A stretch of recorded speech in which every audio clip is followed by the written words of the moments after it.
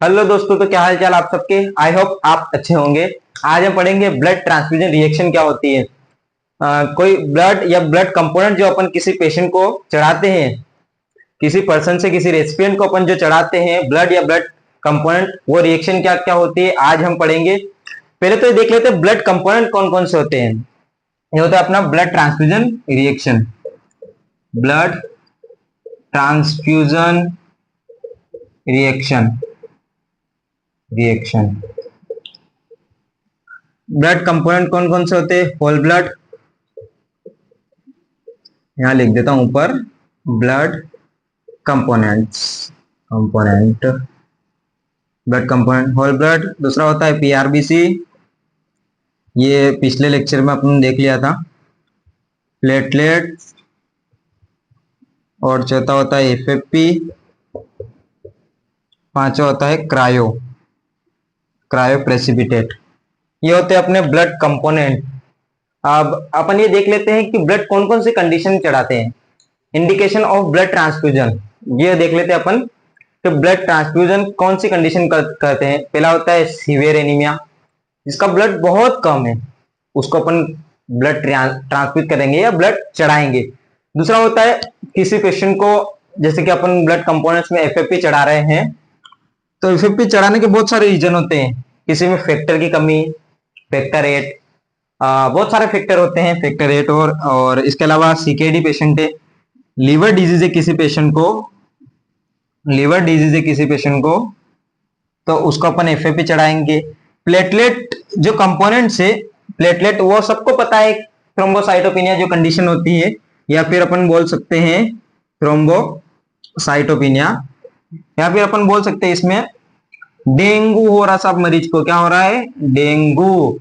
गांव में बोलते ना वो के साहब मैंने डेंगू भैया, डेंगू कम नहीं हुआ वो, डेंगू नहीं हुआ वो, क्या क्या उसके प्लेटलेट डाउन हो गए, ये बोलते हैं गांव में। हाँ, बहुत सारे लोग ऐसे भी रहते हैं गांव में जो क्या ब्लड डोनेट नहीं करते हैं। साहब मुंह ब्लड डोनेट कर दो तो कमजोर हो जाऊँ, हमारे छोरो कमजोर हो जाएगा। ऐसा कुछ नहीं होता है। ब्लड डोनेट करना एक अच्छी चीज है, अच्छी बात है ब्लड डोनेट करना। जैसे आपको कैंसर के खतरे कम होंगे, नई सेल बनेगी, नए टिश्यू बनेंगे। ब्लड डोनेट करना चाहिए आपको। मैं बोलता हूं हर पर्सन को 90 दिन, 3 महीने में, साल में 4 बार ब्लड डोनेट करना चाहिए। उससे क्या होता है? पहली बात तो कैंसर के खतरे कम होते हैं। उसके बाद ये होता है आप, मतलब मैं बोल सकता हूं कैंसर के 90% नहीं होने के चांस रहते हैं ब्लड डोनेट करने से। उसके बाद हार्ट अटैक, हृदय आघात, हिंदी में थोड़ा मैं कंफ्यूजन में रहता हूं इस वजह से। ब्लड डोनेट करने से आपको हार्ट अटैक, बिल्कुल मैं बोल रहा हूं बिल्कुल कम होगा। वैसे तो हालांकि हार्ट अटैक होता नहीं है, ब्लड क्लॉट होगा नहीं। अगर टाइम टाइम पे आप ब्लड डोनेट करोगे तो ब्लड क्लॉट होगा नहीं, तो आपको ब्लड बोल सकते हैं अपने अटैक होने के चांसेस बहुत कम रहते हैं। हाँ, ये तो चलो अपने देख लिया है। इसके अलावा अपन देखते हैं ब्लड, यहाँ आ जाते हैं अपने मेन टॉपिक पे, ब्लड ट्रांसफ्यूजन रिएक्शन क्या क्या होती है, और इसके अलावा कौन कौन सी कंडीशन में अपन ब्लड कंपोनेंट को चढ़ाते हैं। इसको हटा देता हूं मैं। उसके बाद अपन देख लेते हैं कि ब्लड, अब देख लेते हैं ब्लड कौन कौन सी कंडीशन में अपन चढ़ाते हैं। मतलब जिसका ब्लड बहुत कम है, या फिर उस मरीज को क्या हो रहा है, ये सब अपन देख लेते हैं। ब्लड कौन कौन सी कंडीशन चढ़ाते हैं, इंडिकेशन ऑफ ब्लड ट्रांसफ्यूजन कौन कौन सी कंडीशन में अपन चढ़ाते हैं। Indication of blood transfusion, transfusion hand writing में थोड़ी प्रॉब्लम आएगी तो आप देख लेना। सीवियर एनीमिया साहब, सीवियर एनीमिया। अब देख लेते हैं सीवियर एनीमिया होता क्या है साहब। सीवियर एनीमिया सब खून कम वही जावे और कहीं भी। सीवियर एनीमिया अपन ऐसा बोल सकते हैं, किसी पेशेंट का ब्लड 4 से 5 ग्राम, 4 ग्राम 5 ग्राम ऐसा हुआ तो अपन बोलेंगे उसको सीवियर एनीमिया साहब, कि गणों कम वही खून, तो बहुत कम खून हो जाना, उसको बोलेंगे अपन सीवियर एनीमिया। उसके बाद सेकंड अपना आता है मेंटेन ऑफ हीमोसाइटोसिस। हीमोसाइटोसिस को मेंटेन करना, अपन बोल सकते हैं सॉरी सॉरी, हाँ, मेंटेन ऑफ हीमोसाइटोसिस, सॉरी भूल गया। Maintain of haemocytosis, maintain of haemocytosis. अब बोल देंगे बहुत सारे हीमोसाइटोसिस क्या होता है सब। हीमोसाइटोसिस एक ऐसी कंडीशन होती है, किसी को अपन बोल सकते हैं कि ब्लड बहुत बह गया है, किसी को चोट लग गई है, ब्लड बहुत बह गया है, उसका क्लॉट नहीं जम रहा है साहब, तो अपन में ब्लड ट्रांसफ्यूज कर सकते हैं हीमोसाइटोसिस कंडीशन में। सब तीसरा टॉपिक आता है अपना रेस्टोरेशन ऑफ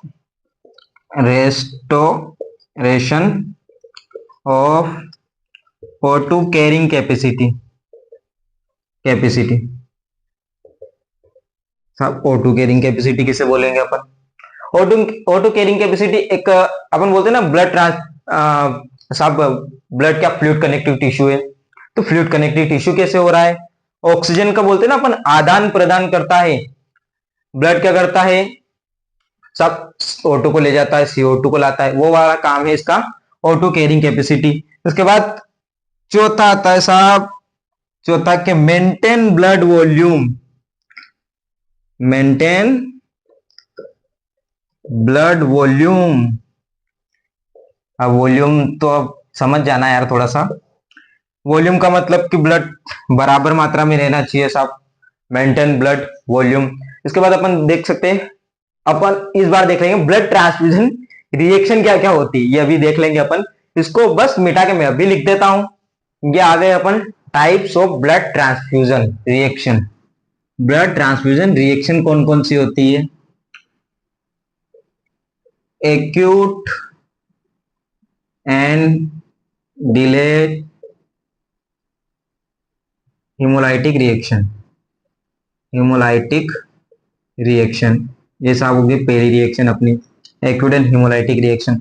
अब इस रिएक्शन में होता क्या है, किसी डोनर डोनर क्या, किसी पेशेंट को अपन ब्लड ट्रांसफ्यूज कर रहे हैं, ब्लड ट्रांसफ्यूज कर रहे हैं, तो ब्लड ट्रांसफ्यूज करते हैं तो उस पेशेंट का ब्लड, मतलब उस डोनर का ब्लड उस रेसिपिएंट को, रेसिपिएंट या रेसिपिएंट की बॉडी एक्सेप्ट नहीं करेगी, और एक्सेप्ट नहीं करेगी तो सेल डिस्ट्रॉय होने लगेगी, सेल डिस्ट्रॉय होने लगेगी,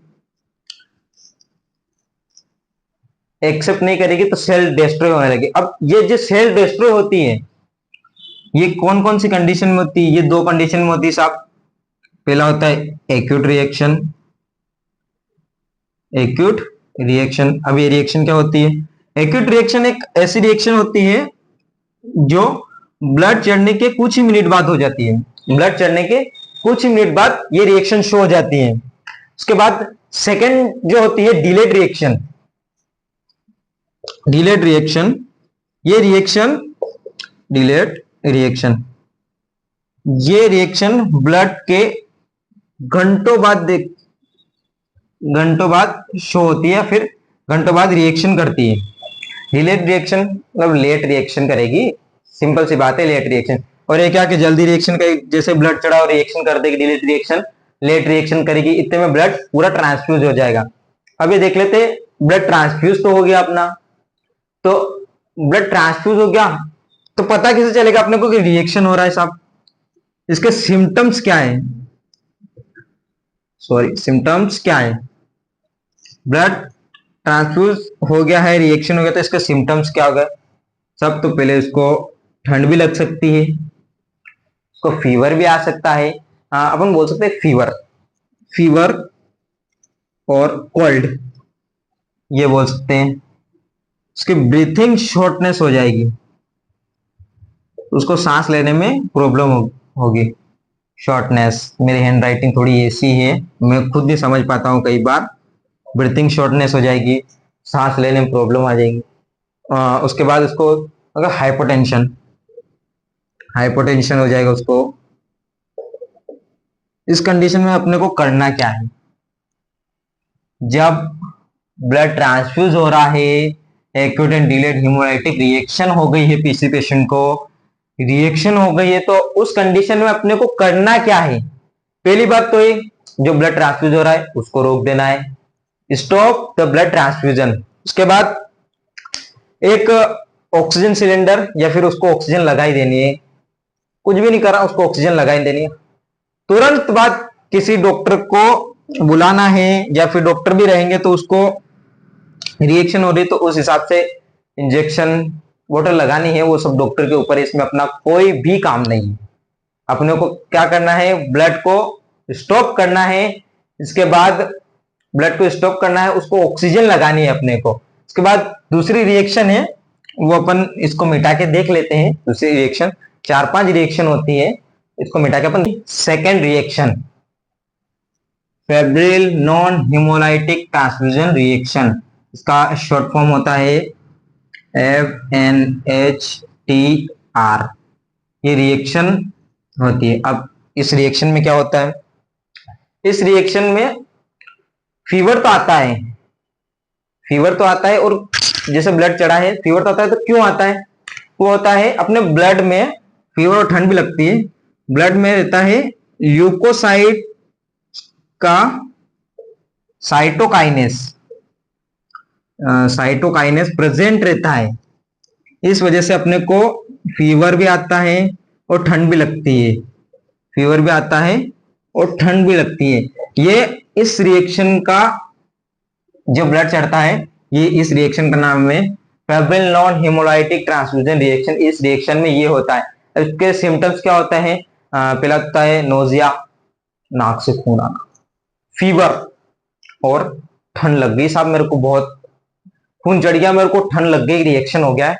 ये इस कंडीशन में होता है, फीवर, नोजिया और साहब ठंड लग रही, मन तो गणियारी, वो मरीज बोलता है ना, ये कंडीशन होती है। उसको रिएक्शन हो रहा है तो ये होता है, ये इस कंडीशन में होता है।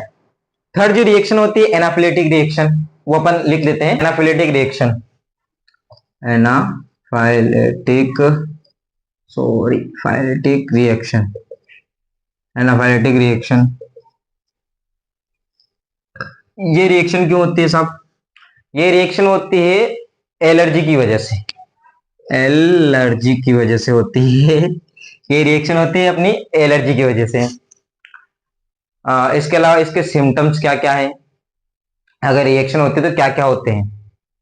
तो पहला है साहब, ये होता है, सबको पता है, ये सब फीवर आ रहा है अपने को, ब्रीथिंग शॉर्टनेस हो जाएगी, ब्रीथिंग शॉर्टनेस हो जाएगी, शॉर्टनेस। इसके अलावा तीसरा आ रहा है फीवर, ब्रीथिंग शॉर्टनेस, और इसके तीसरा जो अपना ये आ रहा है इसमें कि इसका रिएक्शन क्या हो रहा है, कॉमन है सबको, एक चेस्ट पेन होने लगेगा, सबसे ज्यादा चेस्ट पेन होता है इसमें, चेस्ट पेन होने लगेगा। और अपनी स्किन के ऊपर जो है ना, वो धब्बे टाइप बनने लगेंगे। जो होता है, इसको लिखने की जरूरत ही नहीं, वैसे स्किन के ऊपर एक धब्बे टाइप बनने लगेंगे। चौथी रिएक्शन आ रही है अपनी बैक्टीरियल रिएक्शन, जो बैक्टीरिया की वजह से होती है, बैक्टीरियल एनाफिलेटिक रिएक्शन। उसको हटा के मैं उसको लिखता हूं, फिर अपन देखेंगे। Transfusion reaction, bacterial transfusion reaction किसे कहते हैं, अपन मार्कर चल ही नहीं रहा है। बैक्टीरियल ट्रांसफ्यूजन रिएक्शन किसे कहते हैं, जब अपन ब्लड कलेक्शन करते हैं उस टाइम पे बैक्टीरिया का ब्लड के अंदर इंटर हो जाना बैक्टीरियल ट्रांसफ्यूजन रिएक्शन कहलाता है, या फिर बैक्टीरियल ट्रांसफ्यूजन रिएक्शन कहा जाता है। कलेक्शन करते टाइम, ब्लड कलेक्शन करते time enter the bacteria,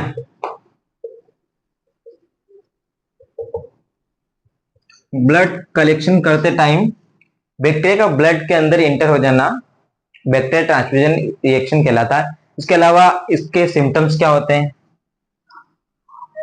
symptoms क्या होते हैं, सिम्टम्स बाद में पढ़ेंगे अपन, पहले इसके सोर्स पढ़ लेते हैं। सोर्स कि सब ये रिएक्शन होती कैसे हैं, या फिर होती किस वजह से हैं। एक तो अपना देख लेते हैं स्किन इन्फेक्शन, पहला होता है स्किन इन्फेक्शन। स्किन इन्फेक्शन, किसी की बॉडी पे कहीं दाद वाद हो रहे हैं या फिर कहीं निशान हो रहे हैं, इस वजह से भी होते हैं। और कुछ पेशेंट ऐसे रहते हैं जो टैटू बनवा के आते हैं, सब हमको अच्छा दिखना है, हम तो टैटू बनवा के आए हैं। अगर आपने कहीं भी बॉडी पे कहीं भी टैटू या कुछ बनवाया है तो 6 महीने तक आप ब्लड डोनेट नहीं करें तो अच्छा रहता है। और इसके अलावा स्किन इन्फेक्शन, ये तो चलो हो गया है स्किन इन्फेक्शन। दूसरा होता है किसी को बैक्टीरियल इन्फेक्शन नहीं होना चाहिए, बैक्टीरियल इन्फेक्शन नहीं होना चाहिए किसी को। ये मेन पॉइंट रहते हैं अपने बैक्टीरियल इन्फेक्शन के। स्किन इन्फेक्शन होना ही नहीं चाहिए साहब, बिल्कुल भी नहीं होना चाहिए। और इसके अलावा इसके देख लेते हैं अपन इसके सिम्टम्स क्या होते हैं। सिम्टम्स, हाँ इस इधर लिख देता हूं, सिम्टम्स क्या होते हैं। सबको पता है कि साहब फीवर तो आ ही रहा है, कोई दिक्कत नहीं, फीवर भी आने दीजिए।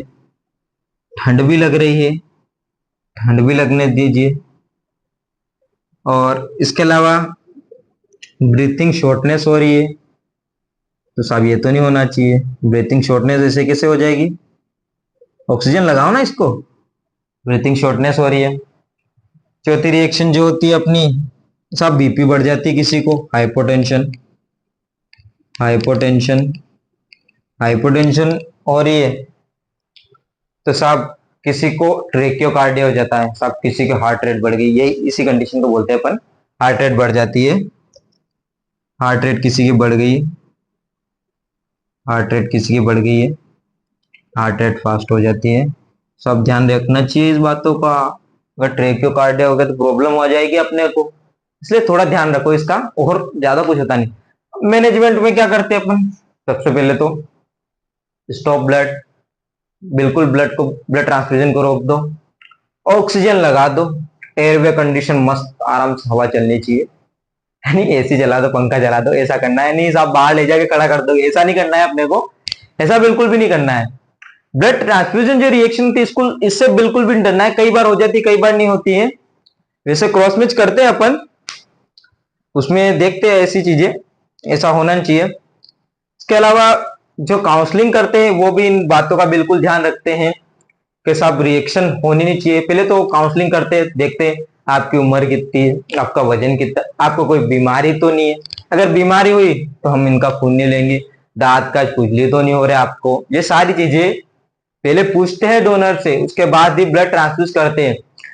और कई बार ऐसा देखते हैं कि अपन देखते हैं कई टैटू बनवा के आ गए, उनका भी बिल्कुल ध्यान रखते हैं। आपने खाना खा रखा कि नहीं खा रखा, इसका ध्यान रखेंगे। आपको ब्लड दिए 90 दिन हुए कि नहीं हुए, इस बात का 100% ध्यान रखना, या फिर उसको कोई भी अनुवांशिक बीमारी नहीं होनी चाहिए, HIV सब दरप लागे मने तो। इसके अलावा HCV, HBsAg, मलेरिया पैरासाइट भी नहीं होना चाहिए साहब। मलेरिया पैरासाइट भी बहुत बहुत बड़ी चीज है साहब। मलेरिया पैरासाइट तो फिर ब्लड के अंदर गैमेट्स बन जाएंगे, और गैमेट्स बन गए तो उधर रेसिपिएंट को प्रॉब्लम हो जाएगी ना साहब।